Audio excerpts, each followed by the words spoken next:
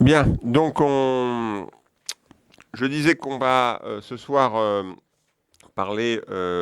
discuter autour d'un livre, Critique de la raison décoloniale, paru donc aux éditions de l'Échappée en octobre 2024. Donc c'est la traduction partielle d'un livre mexicain de 2020, livre auquel d'ailleurs j'ai collaboré, mais dans une critique qui concernait la France, pas l'Amérique latine. C'était une critique libertaire des indigènes de la République en France. Contribution qu'on ne retrouve pas dans le livre français parce que le livre se concentre légitimement sur la critique des penseurs latino-américains. Hein. Il était plus large, disons, dans son spectre, la version mexicaine. Alors, on verra par la suite que ce livre est à la fois stimulant, polémique, parfois un peu caricatural. On reviendra sur les différents aspects du livre. Donc, pour échanger sur ce livre, on aura deux points de vue différents. Tout d'abord, donc Pierre Gossens, qui est sociologue d'origine française, mais chercheur au Mexique. C'est le coordinateur de la version française du livre et le co-coordinateur de la version mexicaine. Il interviendra en premier pendant environ 30 minutes. Ensuite, interviendra pour environ aussi 30 minutes Capucine Boisdin-Caravias, qui est professeure d'anthropologie à Paris. Elle est notamment l'autrice de plusieurs articles pionniers qui ont fait découvrir la pensée décoloniale latino-américaine en France dans la revue Cahiers des Amériques latines. En particulier, un article qui a été fort éclairant pour moi de 2009 sur études décoloniales et postcoloniales dans les débats français, qui permet bien d'essayer de comprendre en quoi il y a des différences entre ce qu'on appelle décolonial et postcolonial. Le postcolonial anglophone et le décolonial hispanophone. Après nos deux intervenants, j'interviendrai quelques minutes pour faire quelques remarques sur le livre et poser les premières questions pour lancer le débat général avec l'ensemble des présents. Ce débat public est organisé par le séminaire libertaire Étape, qui veut dire exploration théorique anarchiste pragmatiste pour l'émancipation. Séminaire qui existe depuis une dizaine d'années et qui réunit des militants et des chercheurs. Ces textes sont publiés sur le site Grand Angle Libertaire et ces livres sont publiés à l'atelier de création libertaire qui publie des livres de la tradition anarchiste sur la Croix-Rousse à Lyon. La plupart de nos séances ne sont pas publiques, donc là chaque année on fait une réunion publique au moins. Et donc, on a fait passer des feuilles pour ceux qui voudraient être informés des séances non publiques, pour assister au séminaire. La prochaine séance aura lieu dans 2 semaines et va concerner un débat un peu tendu aujourd'hui, c'est-à-dire on va avoir un point de vue sioniste et un point de vue antisioniste qui vont, discuter de manière civile dans le même débat. Bon, c'est ce qu'on devrait pouvoir avoir. Donc nous remercions la librairie Anarchiste Publico pour son accueil ici. Les débats seront filmés, on pourra les retrouver sur le site Grand Angle Libertaire. Et donc je passe la parole à Pierre Gossens.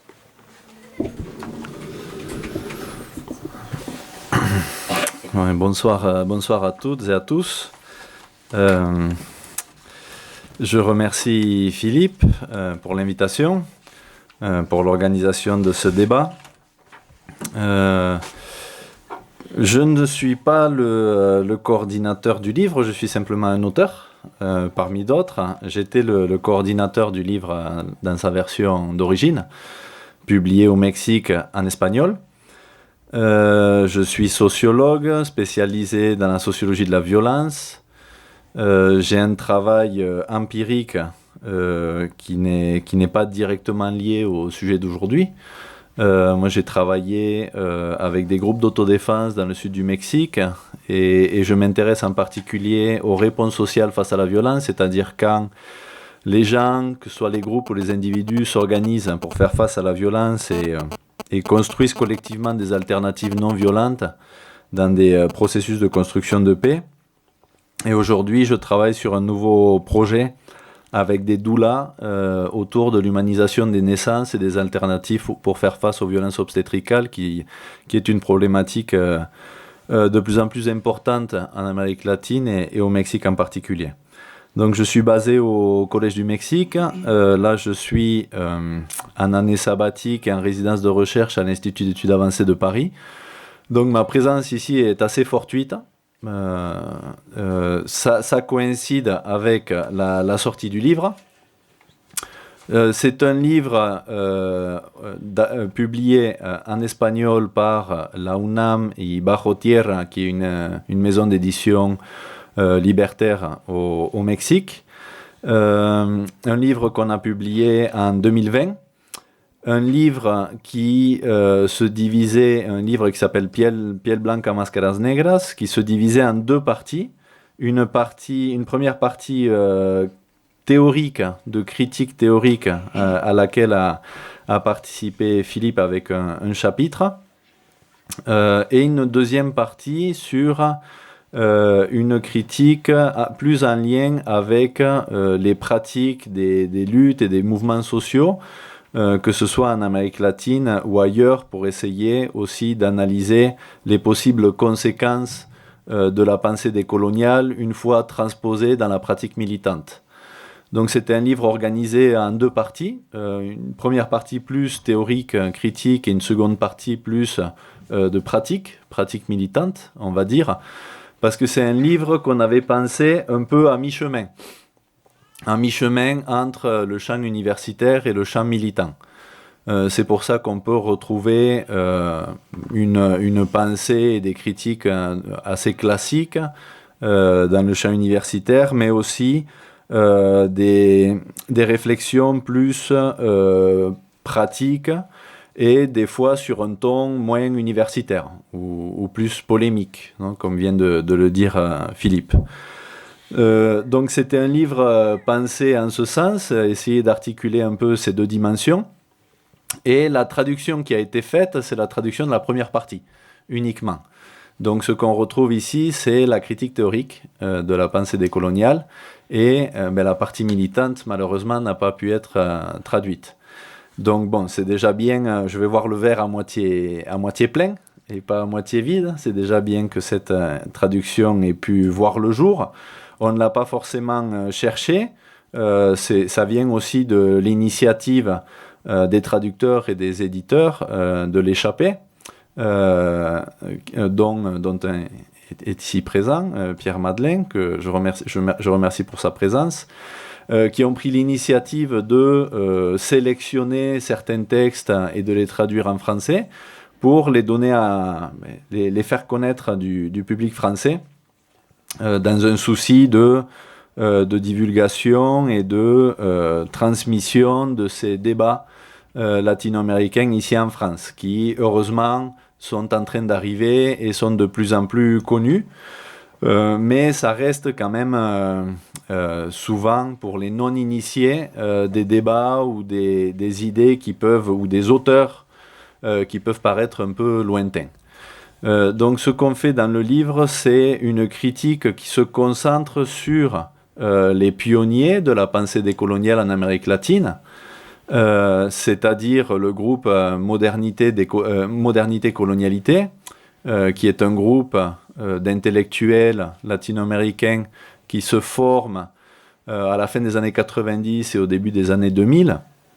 Donc là, on retrouve des auteurs dont nous faisons en partie la critique dans le livre.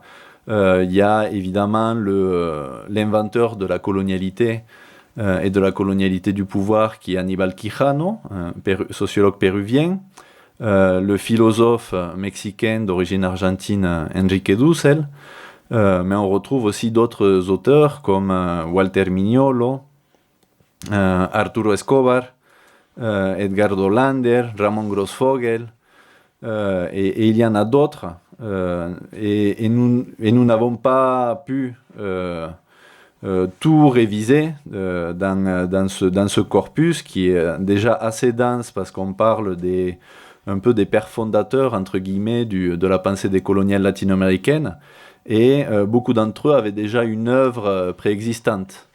Non, je pense surtout aux deux premiers, Aníbal Quijano, qui vient du marxisme, et Enrique Dussel aussi, qui avaient des œuvres préexistantes assez conséquentes avant leur virage décolonial, pour le dire d'une certaine façon. Et donc c'est un livre qui essaye de cibler ses origines, ce cœur de pensée originel de la pensée décoloniale, autour de ces grandes figures qui sont aujourd'hui des figures tutélaires de la pensée décoloniale en Amérique latine.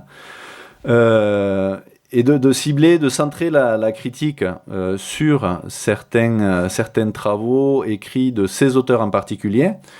Et du coup, la délimitation de cet objet d'étude d'un point de vue théorique a forcément exclu d'autres facettes ou d'autres versants de la pensée décoloniale. Donc, par exemple, tout ce qui est la théorie du féminisme décolonial n'est pas traité. Elle est traitée, mais à partir des cas pratiques qui étaient dans la deuxième partie du livre et qui ne sont plus dans la version française, par exemple, ou l'écologie décoloniale, qui est aujourd'hui en plein développement. Non, je pense par exemple au livre de Malcolm Ferdinand, qui est en rencontre aujourd'hui un certain succès. Aussi, nous avons dû, de façon... mais à cause de cette délimitation méthodologique, écarter ou ne pas tenir compte forcément des bifurcations, des ramifications, des développements ultérieurs de la pensée décoloniale qui a beaucoup essaimé, qui a rencontré des développements divers selon les pays, selon les disciplines, selon les époques aussi, avec des débats internes, voire des controverses qui ne sont pas forcément reflétées dans ce livre. Je pense qu'il y a d'autres, si vous avez intérêt ou à découvrir ou pour une introduction aux études décoloniales, ou si vous avez cet intérêt pour connaître davantage la pensée décoloniale latino-américaine, peut-être qu'il ne faudrait pas commencer par notre livre en premier, sinon par exemple, il y en a un ici, si tu me permets, de Pensée décoloniale de Philippe Collin et Lissel Quiros, qui représente, à mon sens, une bonne introduction, ça s'appelle comme ça, le sous-titre, une introduction aux théories critiques d'Amérique latine, qui a au moins le mérite de faire mention des théories préexistantes, des théories d'où viennent les pensées décoloniales en Amérique latine. Donc on a la philosophie de la libération, par exemple, avec Enrique Dussel, on a le marxisme hétérodoxe, on a l'anticolonialisme classique et les penseurs des peuples autochtones, les penseurs indigènes et afrodescendants qui sont aussi très importants, caribéens. Il y a aussi la théorie de la dépendance, évidemment, qui a un point important, la théorie du système monde, non, quand on sait que Quijano a travaillé avec Wallerstein, Immanuel Wallerstein pendant plusieurs années. Donc, il y a des théories préexistantes. Cependant, je pense que la limite de cette introduction, c'est son côté un peu apologétique ou acritique, où est passé sous silence les critiques reçues, mais également les débats internes et les controverses qui ont pu animer la pensée décoloniale. Donc, en ce sens, il me semble que les deux livres sont complémentaires, mais plutôt en commençant par l'introduction et en passant après à la critique. Parce que nous, ce qui nous animait, c'était plus le besoin d'une critique et d'articuler de façon plus systématique une critique qui jusque-là se trouvait assez éparse, éparpillée. Il y avait déjà eu des critiques émises en Amérique latine vis-à-vis du courant de pensée décoloniale. Je pense que la critique première, c'est celle de la sociologue bolivienne Silvia Rivera Cusicanqui, dans un texte de 2006, si ma mémoire est bonne, au début des années 2000. Et petit à petit, ces critiques se sont multipliées et aujourd'hui, il y a vraiment, de même qu'il y a un boom des études décoloniales et de la pensée décoloniale je pense qu'on peut parler, ou vous me corrigerez, ici en France également. Disons qu'il y a un engouement, il y a un développement important des études décoloniales. En parallèle, il y a aussi des critiques qui ont été émises et qui aujourd'hui, il me semble, se multiplient également en parallèle.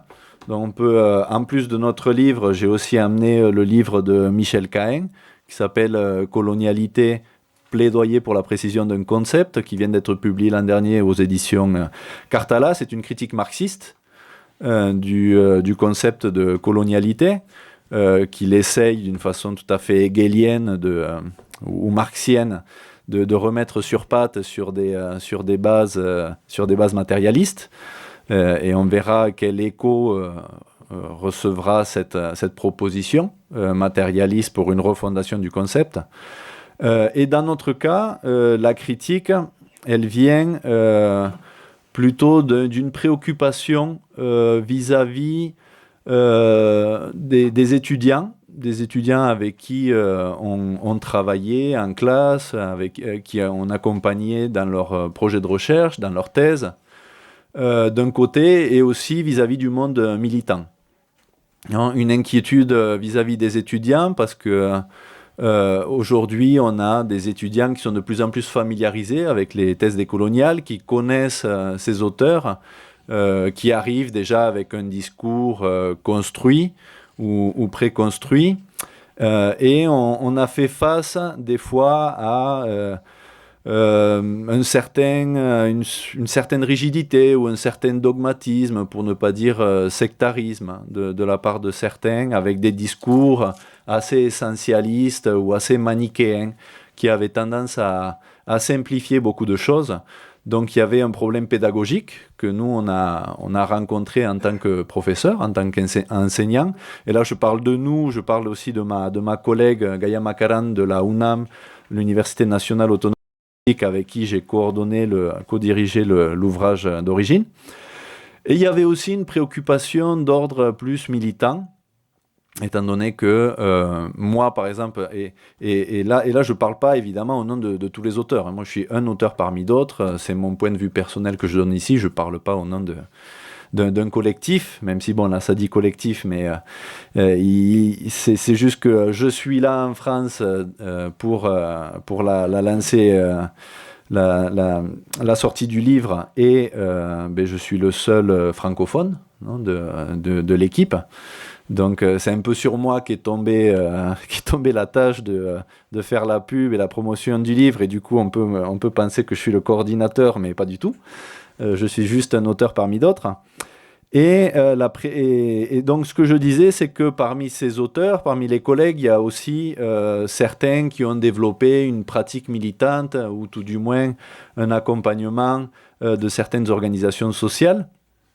Et c'est mon cas, c'est le cas de Gaïa et c'est le cas d'autres. Et c'est pour ça qu'au début, je disais que j'avais travaillé avec des groupes d'autodéfense dans le sud du Mexique, ce qui m'a conduit à accompagner certains processus de lutte des peuples indigènes et afro-descendants dans l'état de Guerrero, qui est entre Oaxaca et Michoacán, au Mexique, dans le sud. Peuple en français qu'on appellerait Mixtèque, Tlapanec et afro-descendants. Il y a la police communautaire qui est très connue au Mexique, peut-être que vous la connaissez, qui est une expérience de lutte très importante au Mexique, dans cette région. Et j'ai eu l'opportunité d'accompagner certaines organisations en tant que prof universitaire, mais du coup en tant que scribe, en tant que secrétaire.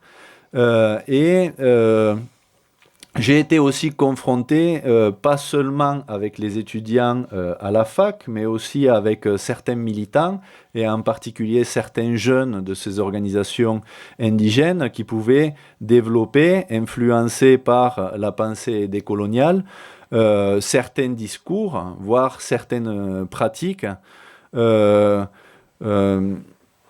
avec des penchants essentialistes ou identitaires. Je pense que Philippe dirait identitariste, pour utiliser le néologisme, où le monde, où leur vision du monde avait tendance à se résumer à une opposition manichéenne ou dichotomique entre le monde indigène et le monde non indigène, ou entre les blancs et les non-blancs, ce qui a pu même mener à certaines pratiques qui, disons, des pratiques d'exclusion, non, et certaines divisions dans ces organisations, non, entre personnes légitimes et non légitimes, mais dont la légitimité se basait davantage sur la couleur de peau, par exemple, que sur la prise de position ou sur l'engagement militant, non, par exemple. Donc ça pose des problèmes. Ça pose des problèmes non seulement pédagogiques, mais aussi militants, et c'est pour ça qu'on a essayé de monter ce bouquin, fait un peu de briques et de broc, de façon tout à fait artisanale. Je dois l'admettre, d'où ses limites aussi, et je veux bien aussi reconnaître certaines limites. Philippe a dit que ça pouvait être caricatural des fois. Mais il faut aussi prendre en compte les conditions de production de l'œuvre, certaines limitations aussi qu'on peut rencontrer, même si nous, dans notre cas, on fait quand même partie d'universités, les universités les plus prestigieuses au Mexique, là où il y a quand même certains moyens. Mais là où je travaillais, je faisais le travail militant, par exemple, dans l'université qui s'appelle la Unisur, qui n'existe plus, qui était une université populaire interculturelle avec des jeunes issus des communautés indigènes et afrodescendants. On avait vraiment des ressources très limitées, non, il fallait faire la coopération pour l'essence, on a donné des cours sous les arbres, enfin je ne veux pas caricaturer non plus, mais c'était vraiment dans des conditions assez précaires d'enseignement. Et de même pour la production de cet ouvrage, on a essayé comme ça de prendre l'initiative de contacter des auteurs à droite à gauche, d'essayer de réunir des critiques et essayer de trouver un dénominateur commun à toutes ces critiques, mais ça reste difficile parce que les gens qui participent ici, ils viennent de différentes traditions de pensée et de lutte. Donc il y a des personnes qui s'identifient au monde libertaire, mais il y a aussi des marxistes, il y a aussi des écologistes, il y a aussi il y a un Foucaultien, il y a des féministes, il y a des traditions diverses, il y a des pays divers, il y a des disciplines, des sciences sociales et humaines aussi diverses, surtout sociologie, anthropologie, philosophie, histoire, mais pas que. Et tout ça, on a essayé de le mettre ensemble d'une façon assez précaire dans les limites de l'exercice. Et ça a donné ce livre. Ce livre qui essaye de faire une espèce de contre-feu, non, pour reprendre un peu l'entreprise de Bourdieu à l'époque. Un contre-feu, c'est face à l'incendie, faire un petit incendie pour essayer de freiner la propagation. Donc il y a un petit côté pyromane incendiaire, si vous voulez, surtout dans notre introduction, où le ton est beaucoup plus polémique, mais c'est aussi volontaire. C'était une façon pour nous de marquer une halte, ou lever la main, ou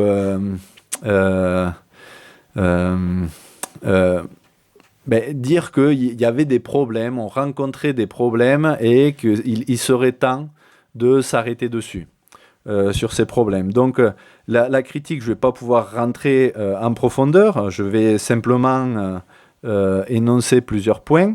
Après, peut-être qu'avec vos questions, avec vos commentaires, on pourrait approfondir. Mais ces critiques ne sont pas nouvelles non plus. Par exemple, là, je pense à la France et je pense en particulier à l'article de Capucine dont a fait mention Philippe dans son introduction, où les études postcoloniales, et aussi après on peut revenir sur la distinction études postcoloniales et études décoloniales, parce qu'il y a beaucoup de confusion, ou je ne sais pas si on pourrait parler de confusionnisme. Dans ce cas, autour du décolonial, postcolonial, anticolonial, il y a beaucoup de gens qui sont paumés là-dedans. y a beaucoup de monde qui utilise, mais c'est pas pour jeter la pierre, hein, mais par commodité aussi, ou des fois par ignorance, comme synonyme anticolonial, décolonial, postcolonial. Donc avant, on parlait d'anticolonial. Aujourd'hui, on parle de décolonial comme si c'était forcément la même chose. Et auparavant, c'est-à-dire il y a 20 ans, grosso modo, il y a eu déjà des critiques qui ont été formulées, et en particulier ici en France et ailleurs, vis-à-vis des études postcoloniales. Et ces critiques, on les retrouve en partie dans la nôtre. Non, je pense par exemple à Jean-Loup Ancel, L'Occident décroché, ou Jean-François Bayard sur les études postcoloniales et le carnaval académique, qui sont grosso modo des critiques que nous aussi on formule, parce qu'on pense que si bien les penseurs décoloniales aiment se penser comme en tant que aiment penser leur entreprise intellectuelle comme un dépassement du postcolonial, il nous semble qu'ils continuent à partager certains écueils que l'on peut retrouver également dans les études postcoloniales, et ça c'est les critiques que l'on retrouve dans la nôtre et qui étaient déjà présentes, non, vis-à-vis des études postcoloniales. Donc on parle surtout des fois d'une tendance essentialiste, à un certain essentialisme, c'est-à-dire à essentialiser certaines cultures. Donc dans ces textes, quand on commence à les lire, on parle beaucoup de l'Occident. Il y a beaucoup de critiques à l'Occident ou à l'eurocentrisme, mais il faudrait se mettre d'accord sur qu'est-ce que c'est que cet Occident, non, qu'est-ce que c'est, où ça commence, où ça s'arrête. Bon, ça, c'est vraiment des grands débats, mais il y a une tendance à réduire cet Occident ou cette Europe à un gros bloc un peu monolithique et des fois un peu caricatural, mais aussi, et là, du coup, on pourrait parler d'un certain occidentalisme, d'une certaine façon, non, ou l'invention d'un Occident, que ça c'est la critique, ça c'est pas la nôtre, c'est Michel Cahen qui parle de l'invention d'un Occident par la pensée décoloniale, donc on pourrait en parler, mais ça marche aussi en sens inverse. Et là, Michel Cahen, lui, parle d'orientalisme à rebours, c'est-à-dire inversement, une certaine idéalisation du monde préhispanique, précolombien, avant la conquête coloniale, et aujourd'hui une certaine idéalisation des cultures des peuples autochtones et afrodescendants en Amérique latine. Donc ça c'est un premier gros point qu'on retrouvait déjà face aux études postcoloniales qu'on développe à nouveau. Une deuxième grosse critique qui était déjà préexistante, c'est un certain culturalisme, c'est-à-dire que c'est une critique, la décoloniale, qui a une tendance, et là je parle de tendance à chaque fois, hein, je ne veux pas non plus caricaturer, ils ne font pas que ça, mais quand on lit et qu'on commence à lire et on multiplie les lectures décoloniales, il y a quand même une tendance qui est assez claire, qui se dégage à penser l'oppression, penser la domination en termes plus culturels, dans un premier temps, que politiques ou économiques. Donc, si le marxisme, par exemple, a pu pécher d'un certain économicisme, nous trouvons que le décolonial peut pécher d'un certain culturalisme, dans le sens où c'est le culturel, l'approche culturelle qui passe en premier, la critique épistémique, non, à l'épistémologie, à la colonialité du savoir, dans ce cas, qui est un corollaire de celle du pouvoir et de l'être. Et donc une vision culturaliste qu'on peut retrouver. Et également, ce que nous critiquons, c'est un certain déterminisme géographique qui ferait correspondre les auteurs ou les œuvres ou leur production à certains espaces culturels. Et du coup, je ne veux pas dire condamnerait forcément, mais aurait un poids très important pour expliquer l'orientation géopolitique de ces auteurs ou de cette production. Et ça, c'est un débat aussi qui me semble, il faut avoir pour ne pas tomber dans la satanisation de tout ce qui vient de l'Europe, non, forcément, qui serait forcément du coup eurocentrique, et pas non plus idéaliser tout ce qui viendrait du Sud ou tout ce qui serait subalterne ou produit par un individu ou un collectif identifié comme subalterne. Et donc, il y aurait une espèce de privilège inversé, à nouveau un privilège épistémique à rebours inversé par rapport à la production de connaissances subalternes. De même qu'il faudrait problématiser, et c'est ce que fait Capucine, et je pense que là, elle va rebondir là-dessus après, parce qu'elle a le privilège de parler après moi. Donc, je vais essayer de déminer un peu en amont. L'américanisation, non, ça c'est aussi un reproche qui a été fait aux études postcoloniales et que nous faisons en partie vis-à-vis des études décoloniales. Mais c'est vrai que, et là peut-être, je ne sais pas si le caricatural faisait référence à ce point en particulier, mais c'est vrai que peut-être qu'on est tombé ou on a grossi le trait, disons, vis-à-vis de l'influence américaine. Nous pensons qu'elle est indéniable, que si bien il s'agit d'une pensée latino-américaine produite par des latino-américains en dialogue avec des connaissances et des corpus latino-américains, il n'en reste pas moins que les grands théoriciens décoloniaux, ou tout du moins une bonne partie de ces pères fondateurs, ils sont en poste aux États-Unis, où ils sont passés par les États-Unis, où ils ont fait leurs études aux États-Unis, où ils ont fait une résidence de recherche comme moi en ce moment aux États-Unis, pas à Paris. Et il y a une influence indéniable des cultural studies ou des ethnic studies, latino studies et autres studies. Et qu'il y a quand même il y a une reproduction des mots qu'on peut retrouver, enfin des mots MAUX, des problèmes qu'on peut retrouver dans le politiquement correct de ces études culturelles faites depuis les États-Unis, avec une transposition de problématiques raciales, ethniques, qui ne sont pas forcément celles exactement qu'on peut retrouver en Amérique latine. Un autre point de critique, c'est un certain simplisme historiographique, des fois avec des raccourcis qui sont faits dans la lecture de l'histoire, des auteurs décoloniaux qui se plaisent beaucoup dans la lecture de l'histoire, un certain historicisme ou une interprétation de l'histoire qui n'est pas forcément fait par des historiens professionnels. La plupart ne sont pas historiens, et peut-être que la discipline la plus remontée contre les études décoloniales aujourd'hui, c'est une hypothèse à vérifier, c'est peut-être celle des historiens, justement, qui pestent pas mal à cause du manque de travail d'archives et du manque de dialogue avec toute l'histoire coloniale, non, et les historiens de l'époque coloniale et du corpus construit, sous prétexte d'eurocentrisme, encore une fois, qui est des fois quand même très commode. Un certain manichéisme, je l'ai déjà mentionné, qui a tendance à renvoyer dos à dos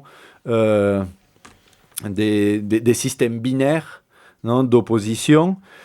Une influence postmoderne qu'on peut aussi retrouver dans les études postcoloniales et qui a été critiquée auparavant, avec certains auteurs, pas tous, hein. Et c'est pour ça que je reçois aussi la critique qu'on peut être injuste de les mettre des fois tous dans le même sac, parce qu'on va toujours trouver des exceptions. On va toujours trouver que mais Quijano a dit ça, mais Dussel a travaillé là-dessus, et donc à partir des cas particuliers, évidemment qu'il y aura toujours des exceptions à la règle, non ? On a essayé de dégager des tendances, mais ça souffre toujours d'exceptions.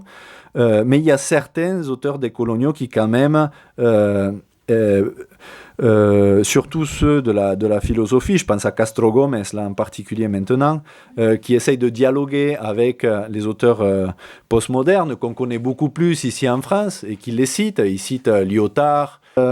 Une critique de l'eurocentrisme qui, et ça c'est un autre point, qui a tendance des fois à tomber dans une espèce de chauvinisme latino-américaniste, un ethnocentrisme à nouveau à rebours, inversé, non, comme L'occidentalisme, j'en ai déjà parlé, et une dérive idéaliste qui rejoint un peu le culturalisme, c'est-à-dire une critique des coloniales de plus en plus philosophique, idéaliste, basée sur la production des savoirs, la production des connaissances, le monde universitaire, critique qui est légitime, on ne dit pas le contraire.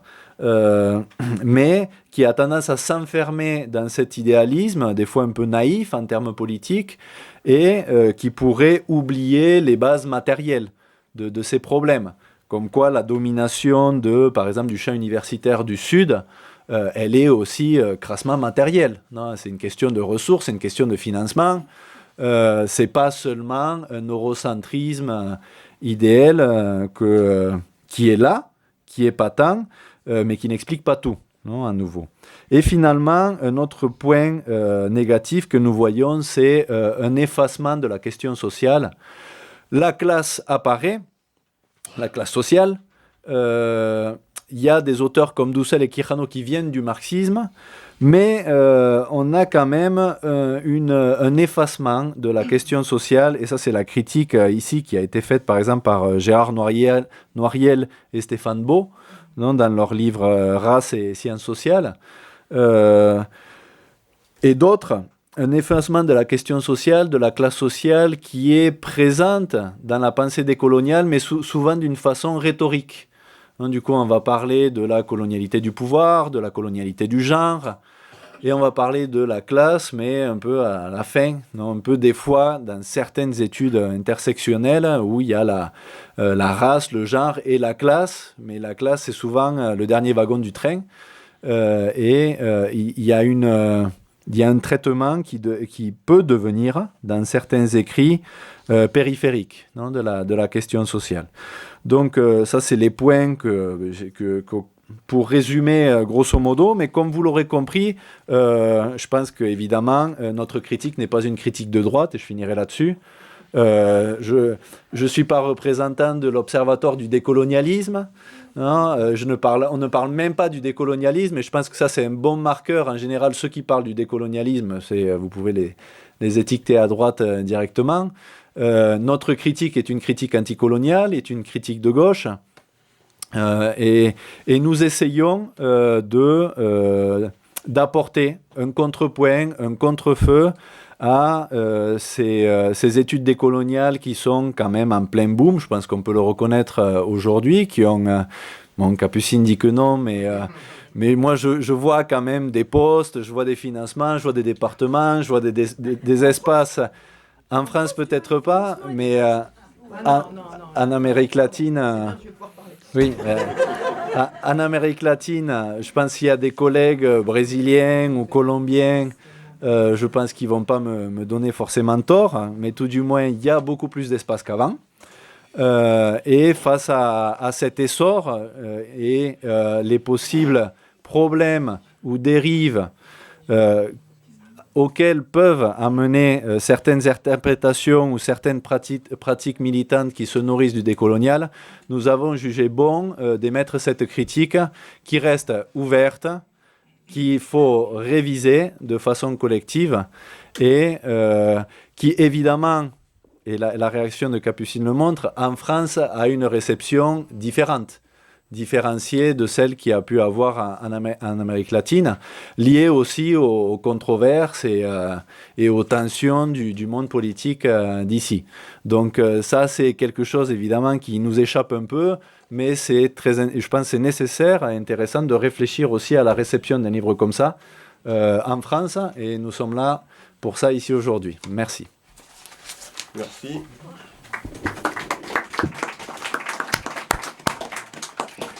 La parole à Capucine. Merci, merci Pierre. Je suis très contente d'être dans cette crypte ici, dans cette librairie, et je remercie beaucoup Philippe de m'avoir invitée. Je suis ravie de connaître Pierre maintenant, du coup, de manière personnelle. J'avais lu ton livre en 2020 à sa sortie, et j'en avais fait un compte-rendu en français. Bon, la première chose que j'ai vraiment besoin de dire, c'est qu'en France, les auteurs et les autrices décoloniales d'Amérique latine et des Caraïbes ne sont ni traduites ni lues. Bon, ça commence tout juste à changer grâce au travail de Lise Elky-Rose et de Philippe Collin. Philippe Collin qui a traduit un livre justement d'un penseur, Kittin Lamé de Colombie.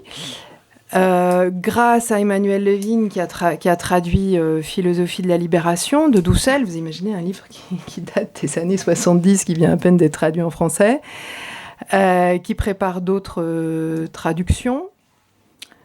Donc, la réalité, c'est qu'en fait, en France, pour un public français qui lit peu l'espagnol, il faut quand même le rappeler, c'est des philosophes en France qui sont généralement peu hispanophones, qui sont plutôt anglophones, des historiens, les historiens hispanophones, existent, on a une forte communauté en France, mais ils ne vont pas forcément lire ces auteurs-là.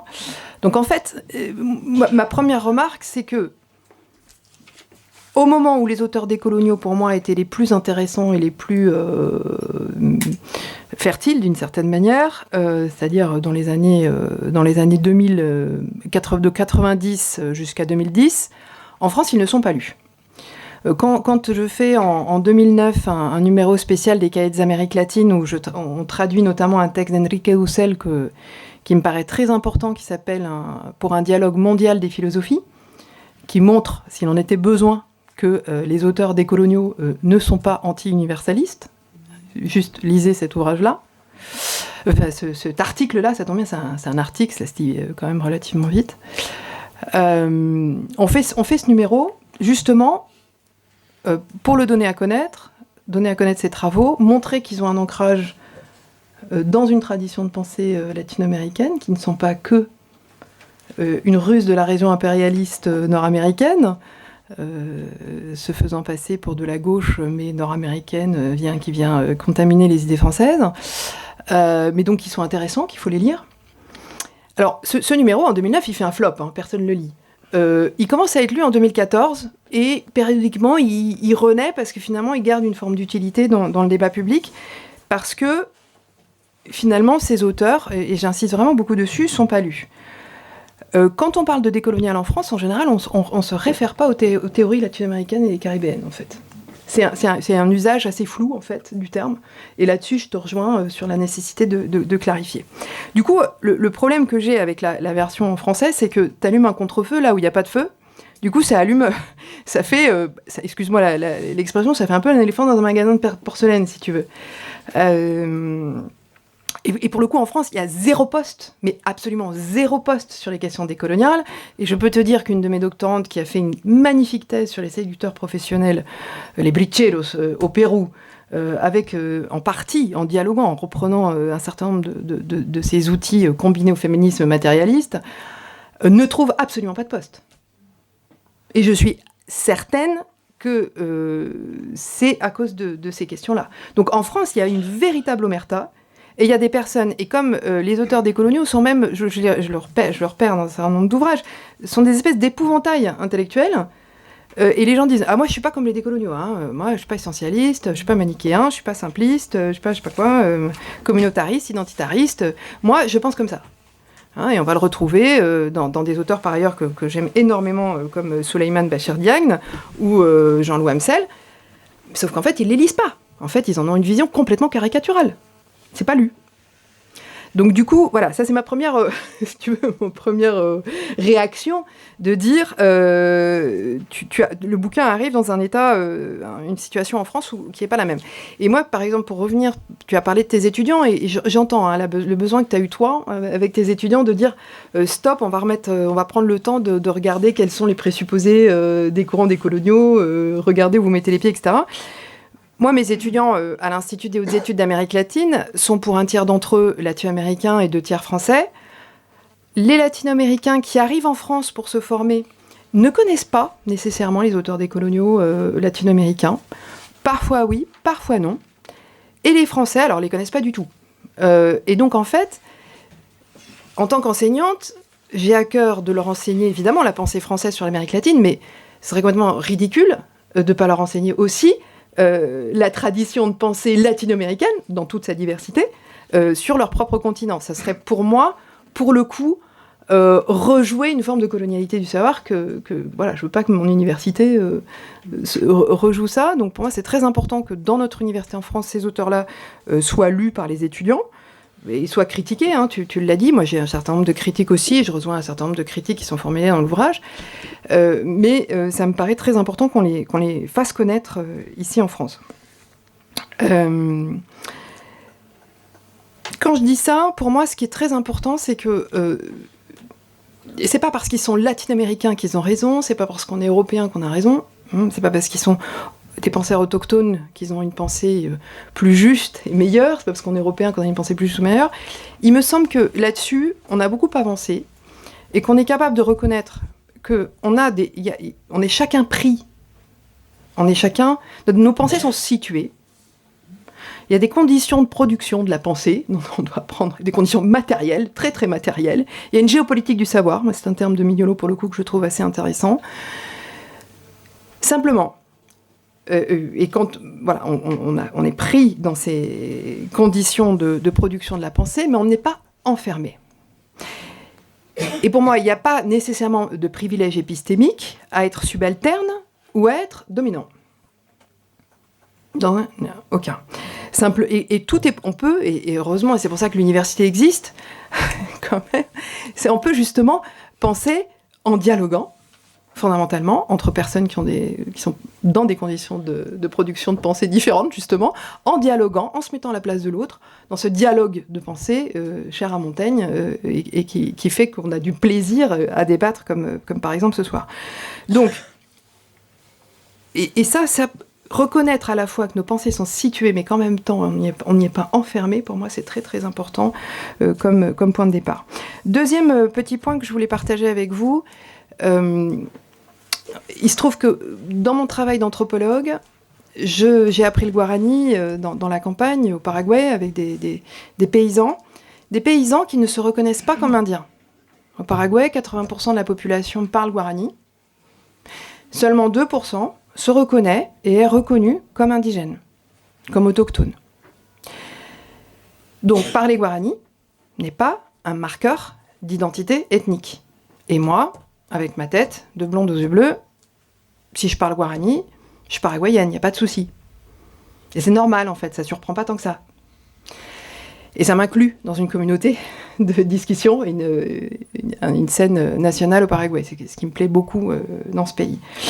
Donc, j'ai aucune vision romantique, idéaliste, essentialiste des langues autochtones et des identités autochtones. Et si au Mexique, le fait de parler une langue autochtone est un marqueur ethnique, au Paraguay, ça l'est pas. Voilà. Et c'est une langue, d'une certaine manière, qui est nationalisée. C'est une langue qui n'est pas ethnique. Bon. Deuxième chose, je travaille avec des documents d'archives en guarani, des documents qui sont produits à l'époque coloniale dans les missions jésuites du Paraguay, à la fois par des jésuites, mais aussi par des Indiens. Je vais notamment regarder toute leur correspondance politique, et je m'intéresse à leur concept politique. J'essaie de comprendre quelle était leur expérience politique de la situation coloniale dans leurs propres mots, dans leur propre concept politique. Et c'est sûr, j'ai vraiment pas une vision simpliste, manichéenne de l'histoire coloniale. C'est extrêmement complexe, et je travaille finalement avec un guarani dans ces archives-là qui est monarchique et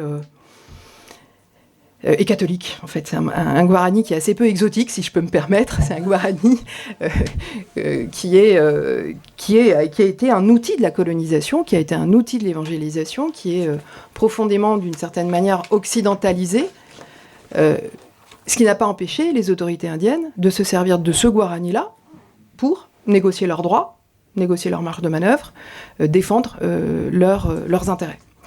Donc, tout ça pour dire que je suis très sensible aux travaux des historiens, je suis très sensible à la critique des historiens, que les historiens font aux études décoloniales. Moi-même, j'étais souvent gênée, voilà. Et alors, jusqu'à ce que un jeune philosophe de Paris 1, Mam Mandiaye, qui était dans une école d'été qu'on a faite avec Magali Besson, une semaine dédiée aux études décoloniales d'Amérique latine, on a souhaité proposer finalement aux jeunes un espace de dialogue serein pour travailler avec ces penseurs et ces penseuses, Je dis serein parce que franchement, quand vous travaillez sur le décolonial dans l'université, vous prenez des toilettes pourries dans la figure en permanence. Hein. On en est là. Hein. On n'est pas du tout dans la même situation que peut-être à certains moments au Mexique. Donc dans cette école d'été, MAM nous a démontré qu'en fait, l'approche décoloniale, c'est une philosophie de l'histoire.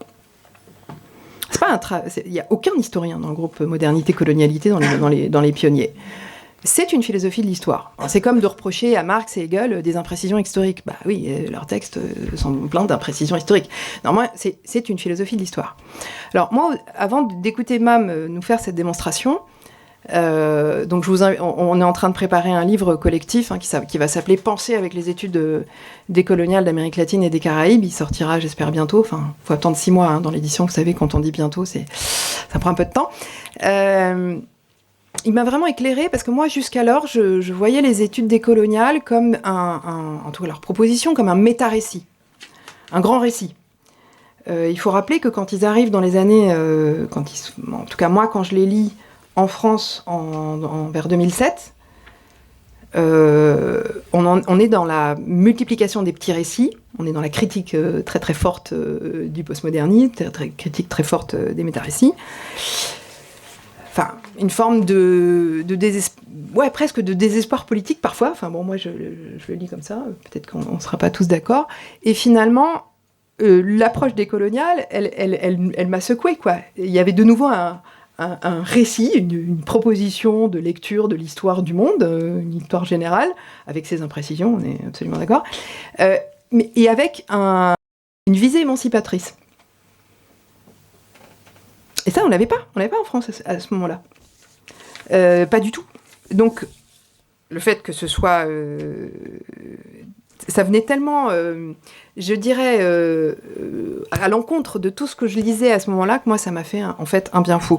Ce que ça m'a apporté aussi, et je vais en parler de manière personnelle, dans ces études décoloniales, moi, ils m'ont permis de penser le racisme à l'échelle globale.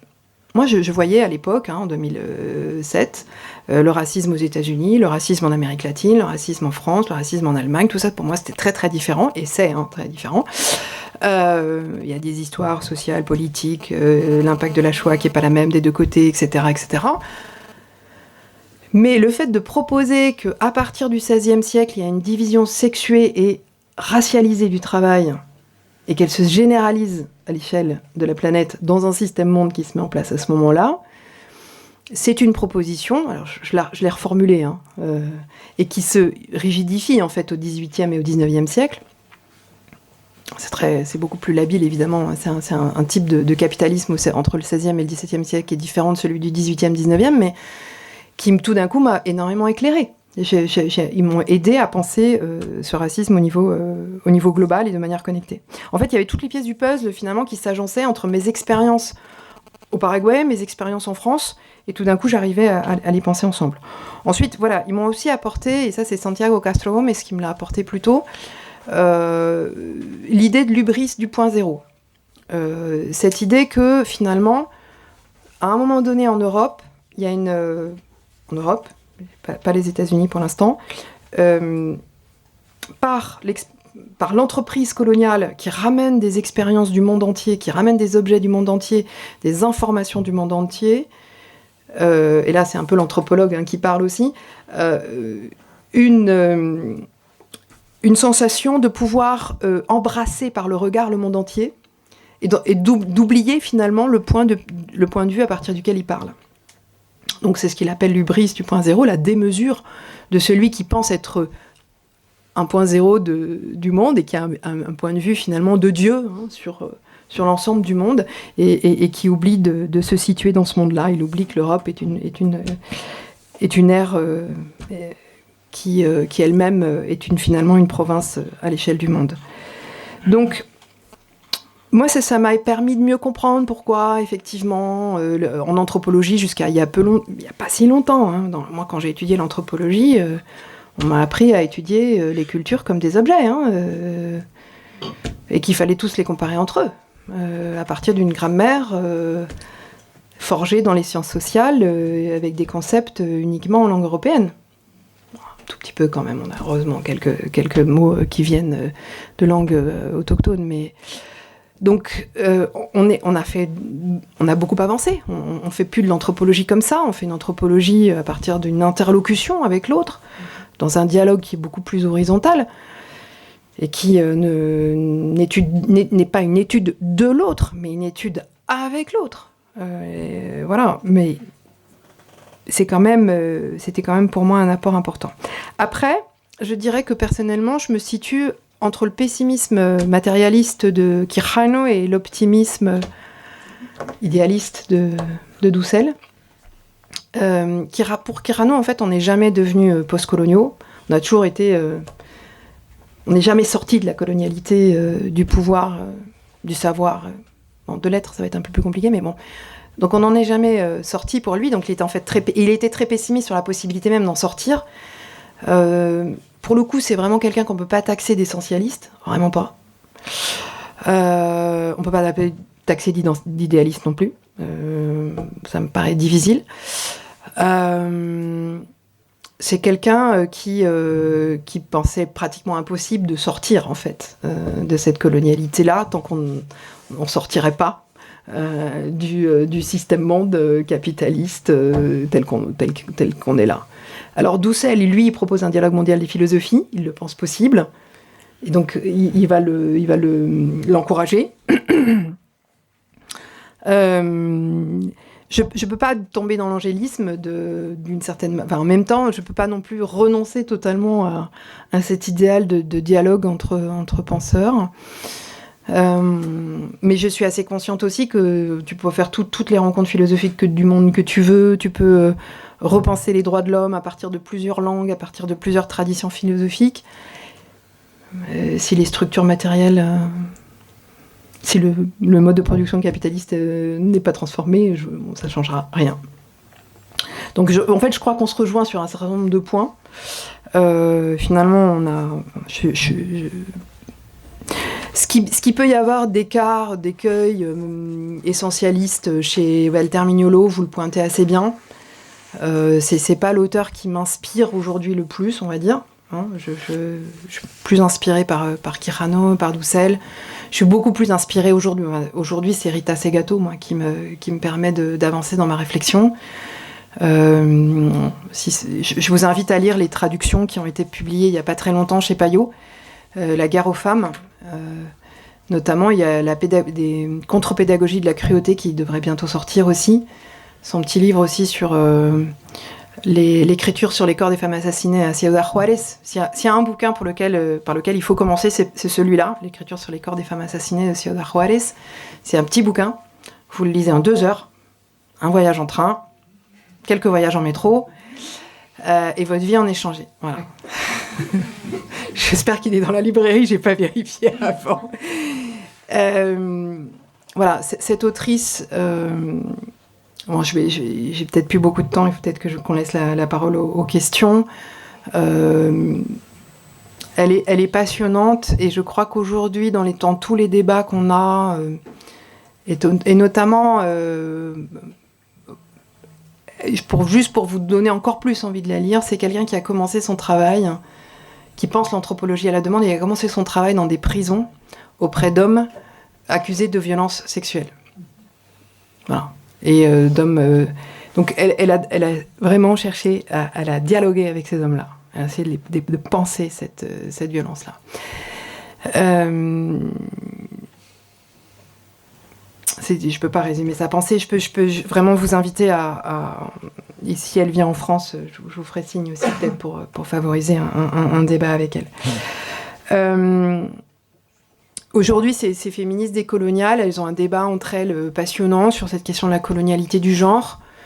Moi, je ne partage pas du tout les positions de Maria Lugones, qui pour le coup me paraissent complètement essentialistes et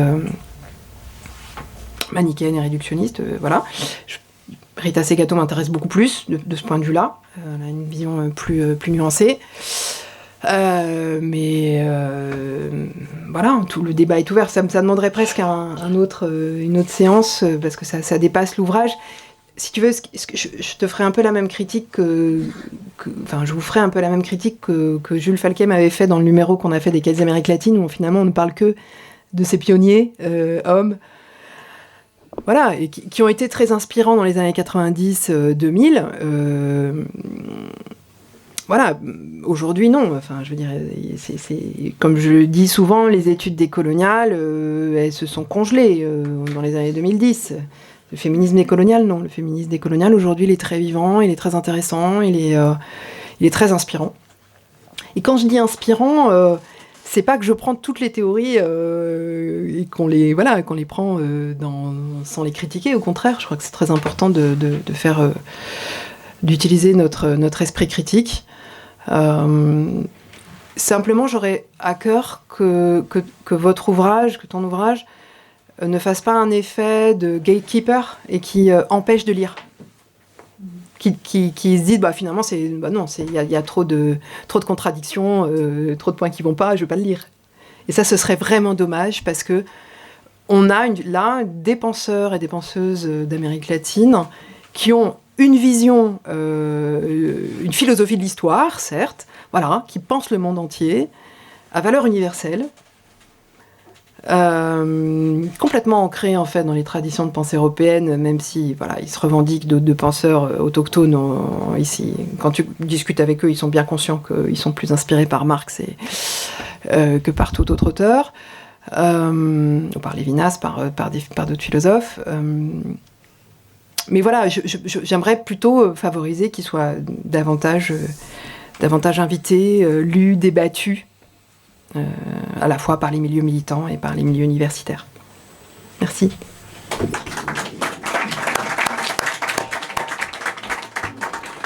Oui, merci à tous les deux.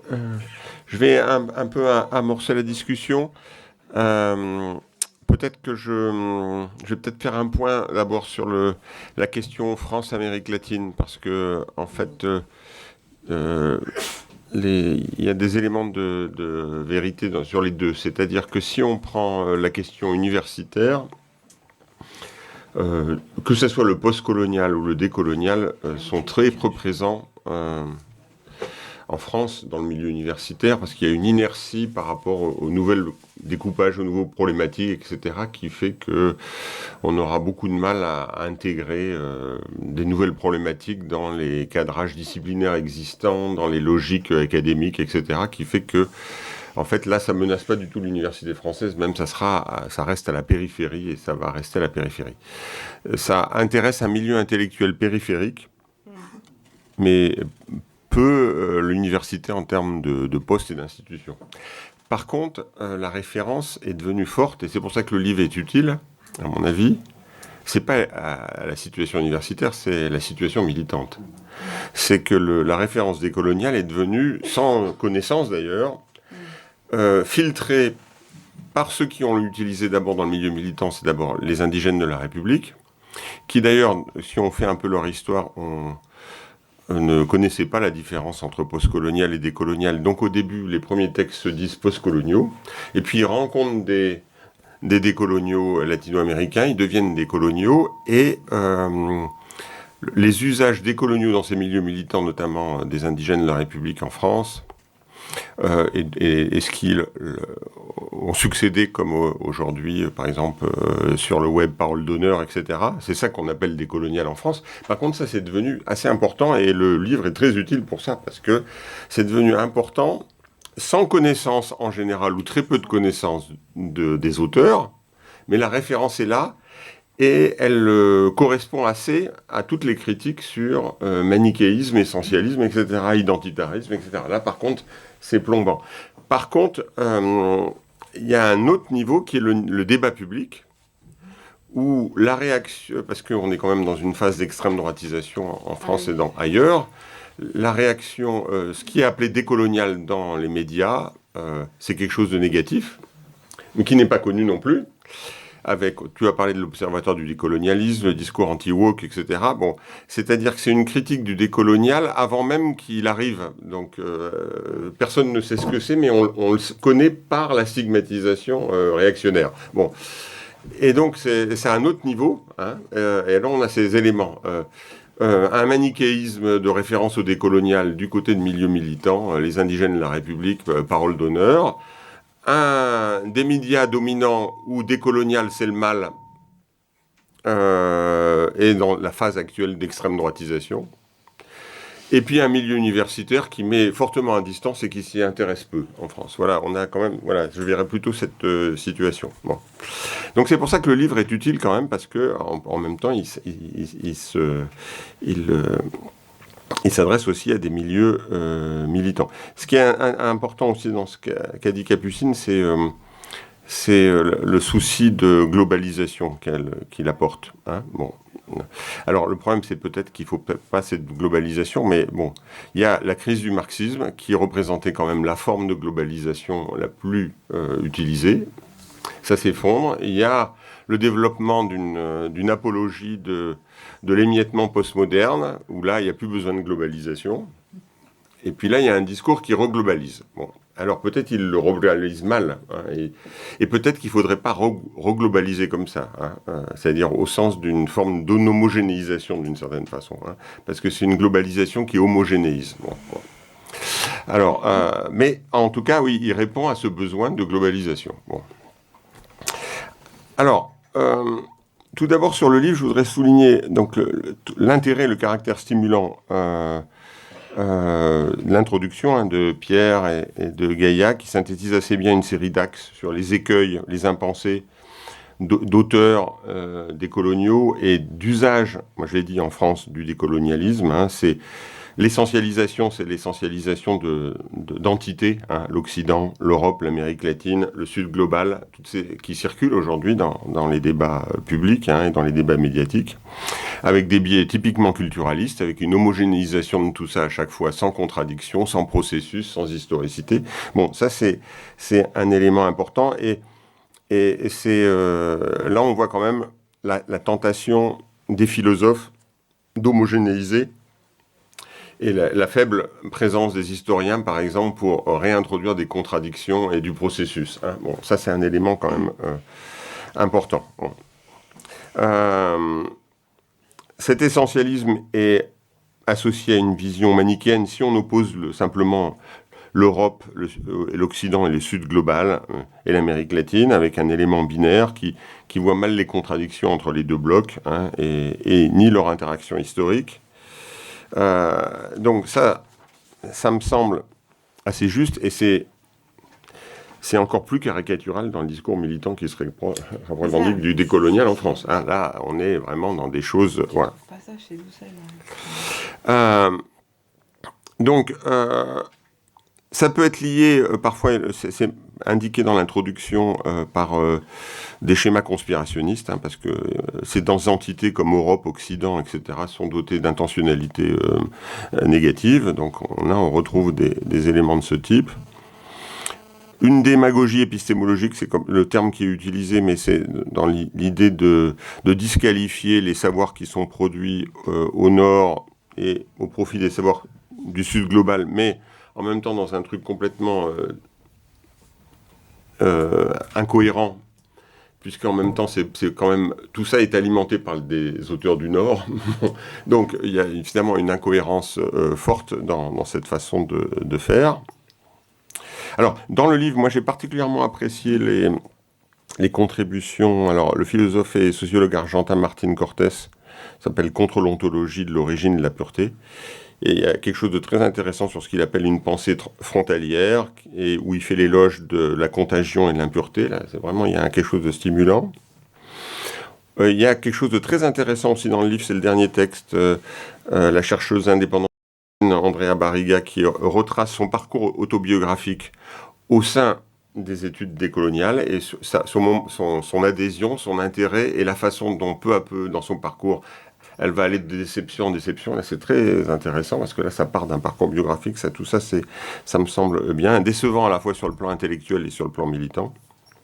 Alors, je l'ai dit, il y a aussi des écueils et des impensés dans le livre. Hein. Il y a des auteurs qui citent bien le Mexicain Brian Jacob Bonilla-Andeñao, qui, dans sa contribution sur critique de la colonialité, met en évidence, par exemple, comment, à l'intérieur du mouvement décolonial, il y a des logiques de procès qui sont faites. Le texte de Martin Cortés rappelle que souvent les grandes et célèbres polémiques, je cite, sont principalement dues à une simplification de la position de l'adversaire. Or, ce qui est critiqué par ce décontributeur, c'est aussi ce que fait un peu trop l'introduction. Voilà, c'est-à-dire où il y a une vision pamphlétaire trop chargée qui va dans ce sens. Alors, j'utilise des mots usurpation décoloniale, nouvelle forme de ventriloque, piraterie intellectuelle, recherche cynique de la visibilité à tout prix, imposture intellectuelle, donc ça charge quand même. Hein. Bon. Donc, et donc on s'éloigne là de la discussion nuancée, argumentée, hein, des éléments auteurs, là, avec des choses comme ça. Évidemment, on est plus proche de la caricature. C'est une faiblesse de certains passages, pas de toute l'introduction, c'est même de l'introduction, et c'est pas du tout présent dans les contributions.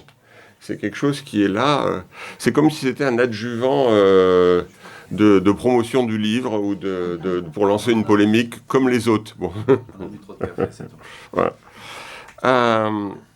Alors, j'aurais deux autres points. C'est qu'il y a le texte de Daniel Inclán dans sa contribution sur l'histoire en débat. Bon, il critique beaucoup Enrique Dussel, donc qui est, pour ceux qui ne connaissent pas, qui est un philosophe décolonial et un théologien de la libération. Donc c'est aussi cette tradition de la théologie de la libération en Amérique latine. Hein. Et c'est le grand spécialiste en Amérique latine de la philosophie d'Emmanuel Levinas. Alors, pour le séminaire Étape, c'est très important parce qu'on a beaucoup travaillé sur Levinas, donc c'est une auteure centrale pour le séminaire Étape, parce qu'on pense qu'en fait, il y a une portée libertaire très forte dans la pensée de Levinas. Bon. Et alors, Inclán ne comprend rien à Dussel et son rapport à Levinas. D'ailleurs, il cite jamais Levinas, il voit qu'il y a cette histoire d'autre et d'autrui, il ne comprend pas d'où ça vient, mais ça vient de Levinas, il ne le cite pas, il ne comprend pas bien ce qui se passe, et il en fait un truc qui n'a rien à voir avec le cadre philosophique de Dussel, qui pose des problèmes, hein, le cadre de Dussel, l'interprétation de Levinas. Il pose un problème parce que, en tant que théologien de la libération, dans une certaine usage catholique de Levinas, il va mettre autrui du côté de la victime, et il va avoir une logique victimaire par rapport. Et ce n'est pas du tout chez Levinas la victime. Mais alors, ça n'a aucun rapport. Bon.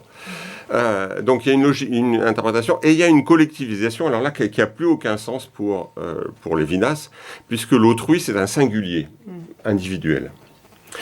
Or, pour Dussel, c'est des catégories, c'est des ensembles, c'est des groupes. Bon. Dussel fait la même erreur que va faire après Judith Butler dans son livre sur Israël-Palestine, parce qu'elle utilise beaucoup Levinas aussi. Elle l'utilise, d'ailleurs, elle comprend cette question de la singularité individuelle, mais à un moment donné, elle se pose la question du visage du Palestinien, et elle veut que la question d'autrui soit, ça puisse le Palestinien en tant que catégorie. Or, pour Levinas, c'est une singularité individuelle, ça ne peut pas être une catégorie. Donc c'est vrai que Dussel, lui aussi, c'est-à-dire que Inclán ne comprend pas grand-chose à Dussel et à Levinas, et Levinas a des problèmes dans sa compréhension, disons, de Levinas. Bon.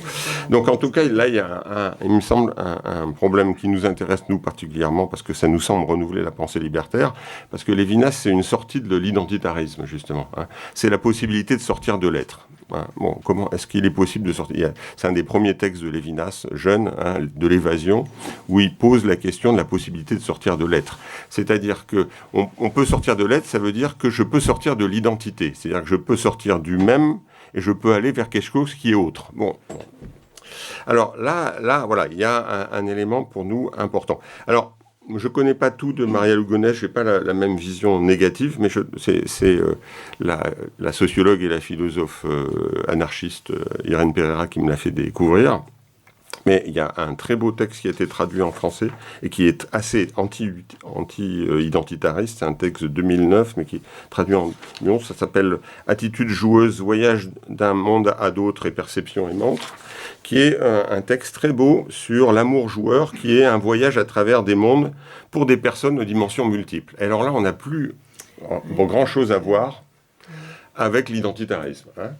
On est dans quelque chose qui est une sorte d'ouverture à la diversité identitaire. On est plutôt du côté de la sortie de lettres de Lévinas que, disons, de l'identitarisme. Et là, il me semble que ce féminisme décolonial et intersectionnel et même apporte beaucoup par rapport à la pauvreté, alors encore plus la pauvreté militante qui se réclame du décolonial en France.